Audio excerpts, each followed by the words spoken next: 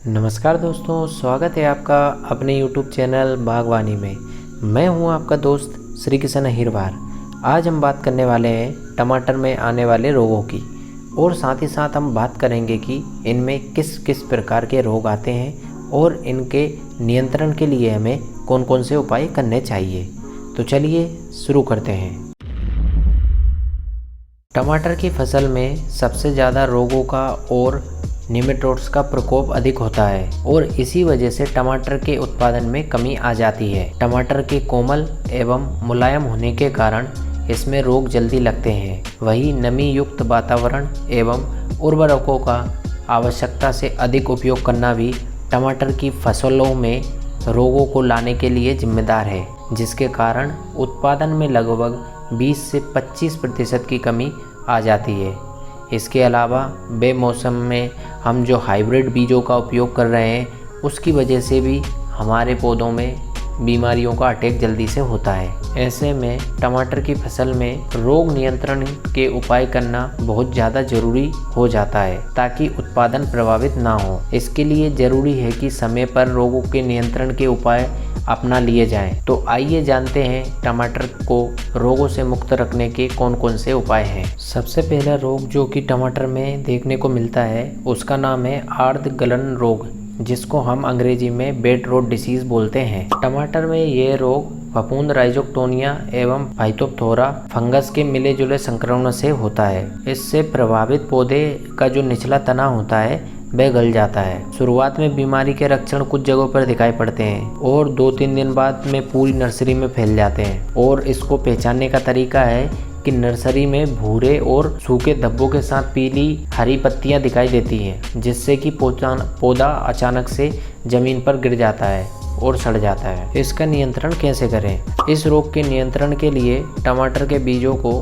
Thiram या captain के 3 ग्राम प्रति किलोग्राम बीज की दर से उपचारित करके बोना चाहिए। इसके अलावा रोगी पौधों को खेत से निकालकर नष्ट कर दें और साथ ही साथ खेत में जल निकास के लिए उत्तम व्यवस्था रखें, जिससे कि आपके खेत में पानी ठहरे नहीं और वो पानी ठहरने की वजह से ऐसी बीमारियां जल्दी से आती है और ये नर्सरी में देखने को मिलती है। टमाटर में आने वाली दूसरी बीमारी का नाम है अर्ली ब्लाइट, जिसको हम अगेती झुलसा रोग भी बोलते हैं। टमाटर की फसल में यह रोग अल्टरनेरिया सोलेनाई नामक कवक से होता है। प्रभावित पौधों की पत्तियों पर छोटे काले रंग के धब्बे दिखाई पड़ते हैं, जो बड़े होकर गोल छल्ले नुमा धब्बों में परिवर्तित हो जाते हैं। फल पर धब्बे शुष्क धसे हुए और गहरे होते हैं। इन धब्बों के साथ ही पत्तियां भी गिर जाती है और जैसे जैसे पौधा बड़ा होता जाता है तो यह रोग फूल, पत्ती, फल और तने पर भी दिखाई देने लग जाता है और यूं कहें कि यह रोग पौधे के सभी भागों में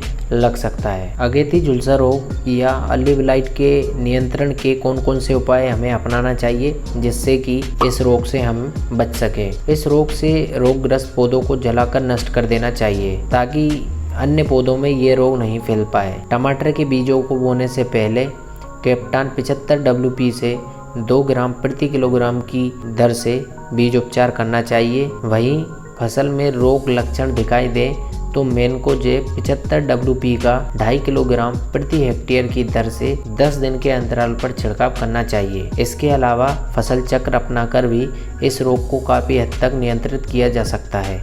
फसल चक्र का मतलब होता है कि इस बार आपने टमाटर की खेती की है तो अगली बार आप किसी दूसरी फसल की खेती कीजिए। जैसे कि आपने गर्मी की टाइम पर टमाटर लगाया तो अगली बार आप इसमें इसी खेत में गेहूँ लगाइए, चना लगाइए या सरसों लगाइए, जिससे कि फसल चक्र होने की वजह से इसमें ये रोग काफ़ी हद तक नियंत्रित हो जाएगा। टमाटर में आने वाला अगला रोग है पिचेती झुलसा रोग, जिसको हम लेड ब्लाइट के नाम से भी जानते हैं। टमाटर की फसल में ये रोग फाइटोप्थोरा इन्फेस्टेंस नामक कवक से होता है। शुरुआत में पत्तियों पर जलीय अनियमित आकार के धब्बे बनते हैं, जो बाद में भूरे से काले धब्बों में बदल जाते हैं। टमाटर की फसल में ये रोग पौधे की किसी भी अवस्था में लग सकता है। पौधे के किसी भी भाग पर भूरे, बैंगनी या काले रंग के धब्बे दिखाई पड़ सकते हैं। वातावरण में लगातार नमी होने के कारण इस रोग का प्रकोप बढ़ता जाता है। फलों के डंठल भी इस रोग से ग्रसित हो जाते हैं, जो कि बाद में काले काले रंग के हो जाते हैं। इस रोग के बचाव के लिए या इसके नियंत्रण के लिए हमें अच्छी और रोग रहित पौध का उपयोग करना चाहिए। रोग प्रभावित पौधों को खेत से निकालकर नष्ट कर देना चाहिए। इसके अलावा आपको जो भी फसल इससे प्रभावित हुई है उसमें metalaxyl 4% plus mancozeb 64% WP 25 gram प्रति लीटर की दर से छिड़काव करना चाहिए। टमाटर में आने वाला तीसरा रोग का नाम है उकटा रोग। टमाटर फसल में ये रोग फ्यूजेरियम ऑक्सीस्पोरम लाइकोपर्सिकी नामक कवक से होता है। इसमें रोगी पौधों की निचली पत्तियां पीली पड़कर झुलस जाती हैं, पौधे मुरझा जाते हैं, पौधे की बढ़वार रुक जाती है, व उसमें फल भी नहीं लगते हैं और साथ ही साथ जो मुख्य तना होता है उसमें आपको लंबी लंबी भूरी लाइनें दिखाई देंगी, जिससे आप ये अंदाज़ा लगा सकते हैं कि ये उकटा रोग है। उकटा रोग को नियंत्रण में लाने के लिए या इसको नियंत्रण करने के लिए हमें कौन कौन से उपाय अपनाने चाहिए।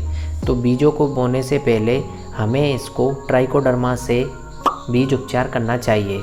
बीज उपचार के लिए हमें 10 ग्राम प्रति किलोग्राम की दर से ट्राइकोडर्मा लेना है और इससे हमें बीज उपचार करना है। इसके अलावा हमें 2.5 किलोग्राम ट्राइकोडर्मा 50 किलोग्राम गोबर की खाद में मिलाकर 1 हेक्टेयर भूमि में बुवाई से पहले डालना है, जिससे कि हमें काफ़ी हद तक उकटा रोग से निजात मिल सकती है। वहीं टमाटर की पौधरोपण से 30 दिन बाद कार्बनडाजिम 25% प्लस मेनकोजेब 50% WS का 1 ग्राम प्रति लीटर की दर से घोल बनाकर पौधों के ऊपर छिड़काव करना चाहिए। टमाटर के चौथे रोग का नाम है पर्णकुंचन रोग, जिसको हम टोमेटो लीफ कल वायरस के नाम से भी जानते हैं। यह रोग टमाटर फसल में पर्णकुंचन विषाणु द्वारा होता है और सफ़ेद मक्खी द्वारा फैलाया जाता है। इस रोग से ग्रसित पौधों में पत्तियां मुड़ जाती हैं और फूल व फल छोटे तथा कम संख्या में लगते हैं। इस रोग से ग्रसित पौधों में